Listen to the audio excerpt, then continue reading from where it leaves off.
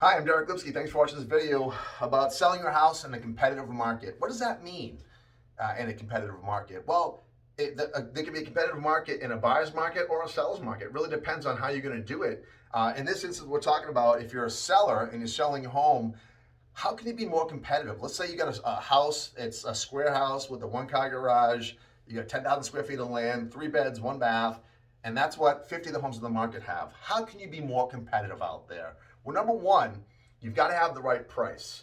If you overprice, I don't care if it's a down market or an up market, you're just not going to sell. Or if you do sell, you're going to sell for a lot less than you could have sold had you priced it right from the beginning.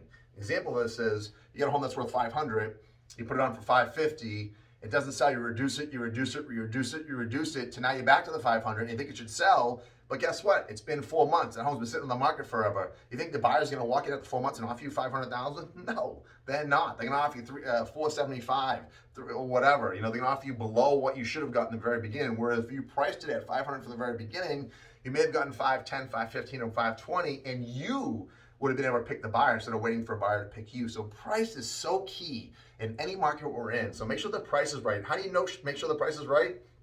Well, number one, the condition of the property and the location are two big factors there, right? So as far as the condition goes, based on what you have, like the upgrades, how the floors are, the walls, the bathroom, the kitchen, the garage, the front lawn, the paint on the outside, the roof, all the systems in the house, how are they?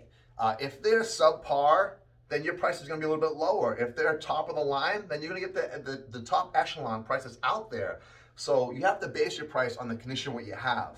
And part of that too is location, right? So location, how close are you to schools, how close are you to the train, how close are you to the bus, the highways, the beach, the city, whatever that location factor for you is, what is that location and how competitive are you with everybody else that's out there? And why is your location better? What are some things that, maybe that the buyers wouldn't know that we could talk about and try to get the home to sell faster? Like, oh, the bus picks the kids up right here. Or I can be on the train in 5 minutes. I can be shopping in 2 minutes. I can go either way. Or I'm halfway between Boston and Providence. So those are factors of determining what we can say about the house in the ad to make it more attractive and to make it more competitive. Offering compensation to agents that are out there. Look, it's a hard market, but don't sit there and say, I'm only going to offer 0.5% or 1% or 1.5% to an agent to try to sell my house. Everyone else is offering 2.5% to 3%. So why would you think that they're going to come into your house with their one buyer they have and when they can go to any other house? So be competitive with that. Because I tell you, if you give these guys good compensation, they're going to bring us a good offer. And they're going to get the buyer to go over asking sometimes. And that's what we want. We want to create that auction-like environment. If you guys need tips, again, on how to sell your home faster when it comes to condition, I made one of the top 10 things to do. Check through the videos, you'll see it.